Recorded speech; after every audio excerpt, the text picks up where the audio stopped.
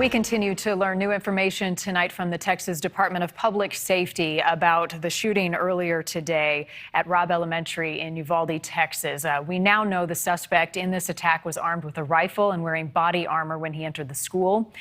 He went into the school and started firing shots indiscriminately. He also shot at authorities. They fired back, killing him. He also shot his grandmother before going to that school. We do not know her condition tonight. I want to bring in retired Texas Ranger Brad Oliver now. Sir, we appreciate your time. In an investigation like this, as you're trying to process this scene, walk us through what investigators have on their hands right now. They have a large crime scene that they are going to meticulously go through, take their time. And what everybody needs to realize is that every resource that the state of Texas has is being given to that school district, that city of Uvalde, all local law enforcement.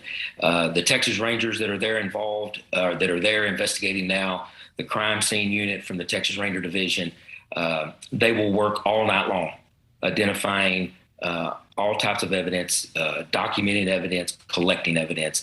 This is a huge undertaking, and we're not going to know anything for several days until we have time to meticulously process this scene. Yeah, so important to get it right. And patience is a virtue, but it's difficult not to know who was killed and who has been injured, and many families are still waiting for that answer. In a situation such as this, how do they coordinate law enforcement and communicating with the families, the delicate process of trying to process that scene and get the answers that so many desire? Well, they will, there's going to be a unified command. There'll be a command post. There's going to be one agency that's going to be in charge. They're going to be directing all the ins and outs, directing all the investigators how this is going to go. They want to make sure that they get all the information before they start telling this and providing this to the public, because we don't want to say anything wrong, right? And I know it's hard that we don't know things right now, but people are going to have a little bit of patience. I know it's hard. I couldn't even imagine what's going through all the parents there now and the people in Uvalde, but it's just going to take time.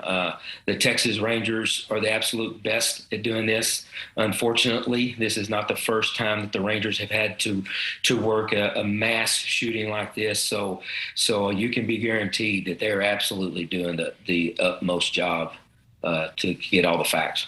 So you've got a group of investigators, a team of law enforcement on the scene at that school, and then I would imagine you have another team digging into the past of the gunman, trying to learn more about what we know about him and how he got there today. Absolutely. They will have a timeline down, and eventually there is going to be a massive report that will be completed. I don't know when that'll be. It'll be a very long time.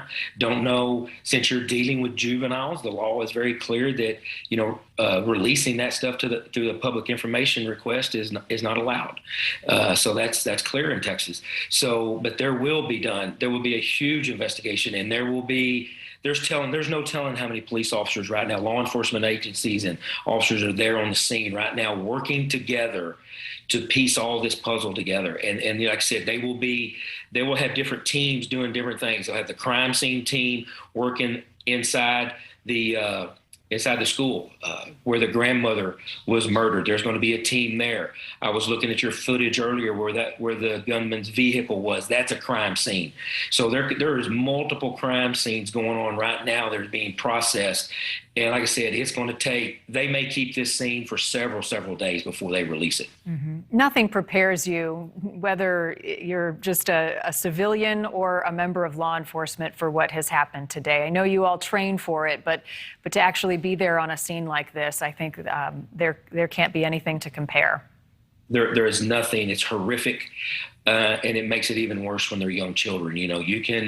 You can kind of compartmentalize when it's adults. I have unfortunately been involved in investigating mass shootings, and you just have to compartmentalize that. But when it is children, it is devastating. What people need to realize that those law enforcement officers that are at that scene right now, they're human, and it's going to affect them. And I do know that Texas DPS will be providing all types of services for these officers after today when they're working through this, so they can talk to get any type of counseling they need.